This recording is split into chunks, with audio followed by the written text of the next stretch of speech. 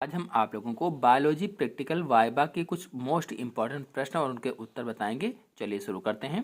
पहला प्रश्न है, डीएनए का पूरा नाम बताइए। तो डीएनए का पूरा नाम डीऑक्सीराइबोन्यूक्लिक एसिड होता है। डीएनए का पूरा नाम डीऑक्सीराइबोन्यूक्लिक एसिड। और अगर पूछा जाए आरएनए का पूरा नाम तो बताएंगे ribonucleic acid. Deoxy ribonucleic acid और आरएनए का राइबोन्यूक्लिक एसिड। अगला प्रश्न है, डीएनए कोशिकाओं में कहाँ पाया जाता है। तो डीएनए कोशिकाओं के केंद्रक में पाया जाता है और केंद्रक के अतिरिक्त माइटोकॉन्ड्रिया लगभग आदि में भी मिलता है, लेकिन मुख्य रूप से केंद्रक में पाया जाता है।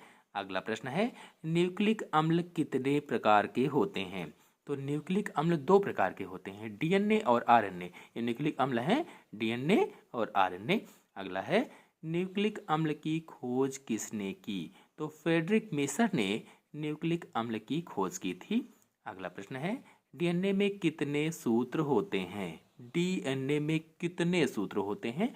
तो डीएनए में दो सूत्र होते हैं, द्विकुंडली होता है, तो डीएनए डबल हेलिक्स होता है। अगला प्रश्न है, एक सूत्रीय न्यूक्लिक अम्ल का नाम बताइए। तो एक सूत्रीय न्यूक्लिक अम्ल का नाम आरएनए है। अगर पूछा जाए कि द्विसूत्रीय न्यूक्लिक अम्ल का नाम, तो द्विसूत्रीय न्यूक्लिक अम्ल का नाम डीएनए बताएंगे। जैसा कि अभी प्रश्न आया था कि डीएनए में कितने सूत्र होते हैं, तो दो सूत्र होते हैं। या पूछ लिया जाए ऐसे कि द्विसूत्रीय न्यूक्लिक अम्ल का नाम बताइए, तब भी आप डीएनए बताएंगे, और एक सूत्रीय न्यूक्लिक अम्ल का नाम आरएनए बताएंगे।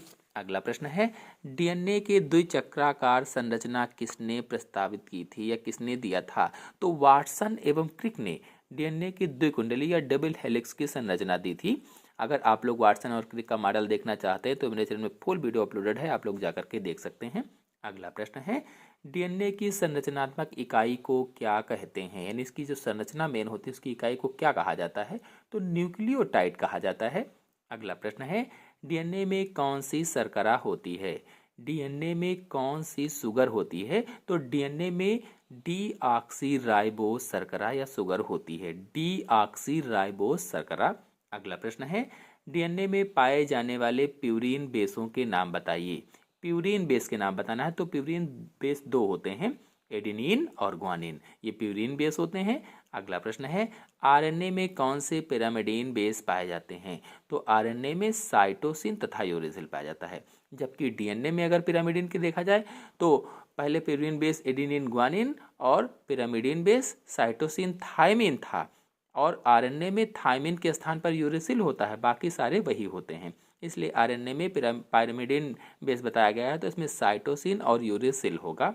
अगला प्रश्न है, डीएनए के दोनों सूत्रों में विभिन्न बेसों के चार जोड़े बताइए। विभिन्न बेसों के चार जोड़े, तो नाइट्रोजन बेसेस होते हैं, इनके चार जोड़े कौन कौन से होंगे। A double bond T, C triple bond G, यानी जो साइटोसिन होता है ग्वानिन से ट्रिपल बांड से जुड़ता है, और जो एडेनिन होता है थायमिन से डबल बांड से जुड़ता है। तो ऐसे ही टी डबल बांड ए हो जाएगा और जी ट्रिपल बांड सी हो जाएगा। आते हैं अगले प्रश्न पर, परागण की परिभाषा बताइए। परागण किसे कहते हैं, यानी पॉलिनेशन किसे कहते हैं।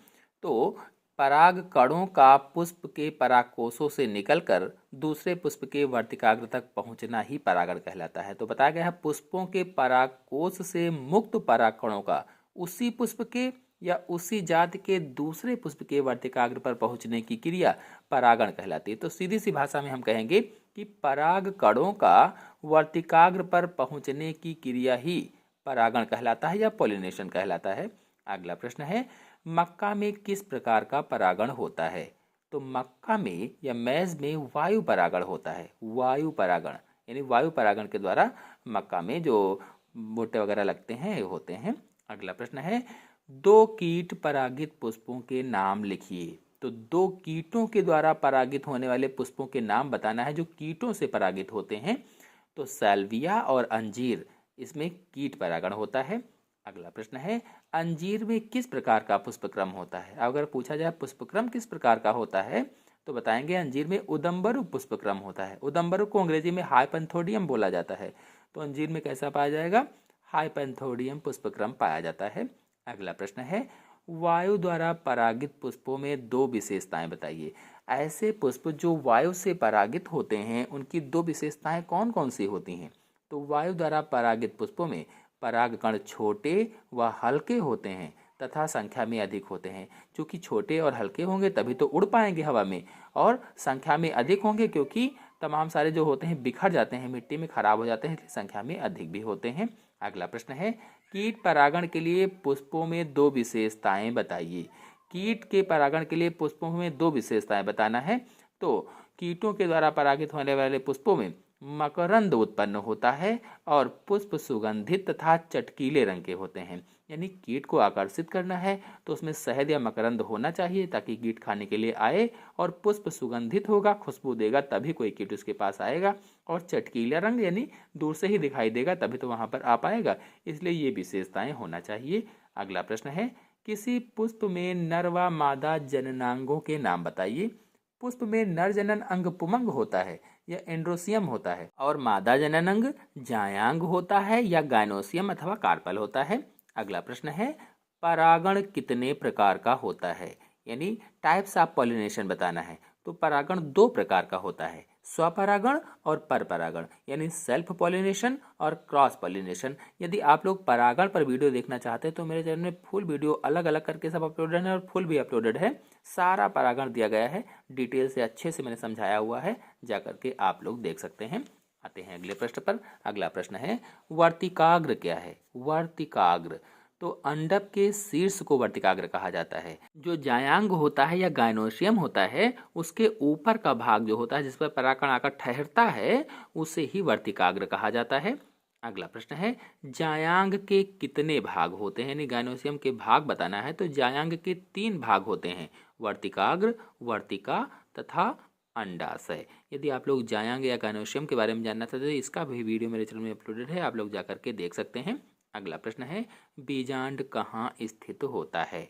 तो बीजांड अंडाशय में स्थित होता है, यानी बीजांड कहाँ होते हैं तो अंडाशय में पाए जाते हैं। अगला प्रश्न है, निषेचन क्रिया से आप क्या समझते हैं। नर युग्मक तथा मादा युग्मक के संयुक्त होकर युग्मनज बनाने की क्रिया को निषेचन कहा जाता है, यानी जायगोट बनने की क्रिया ही निषेचन होती है। तो कुल मिलाकर के निषेचन क्या हुआ, जब नर युग्मक और मादा युग्मक का आपस में संयुग्मन होता है तो उसे ही निषेचन कहा जाता है। यानी जब नर युग्मक और मादा युग्मक आपस में मिल जाते हैं और जायगोट का निर्माण होता है या युग्मनज बनता है तो उसे ही निषेचन कहा जाता है या फर्टिलाइजेशन कहा जाता है। अगला प्रश्न है, परागनलिका परागकण की किस भित्ति से विकसित होती है। तो परागनलिका परागकण की अंतः भित्ति से विकसित होती है। अगला प्रश्न है, नर युग्मकोद्भिद तथा मादा युग्मकोद्भिद क्या हैं। नर युग्मकोद्भिद और मादा युग्मकोद्भिद क्या हैं।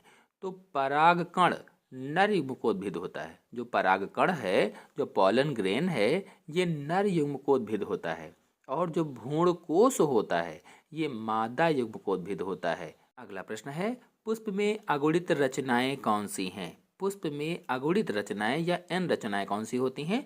तो परागकण तथा भ्रूणकोश अगुणित रचनाएं होती हैं। परागकण और भ्रूणकोश अगुणित रचनाएं हैं।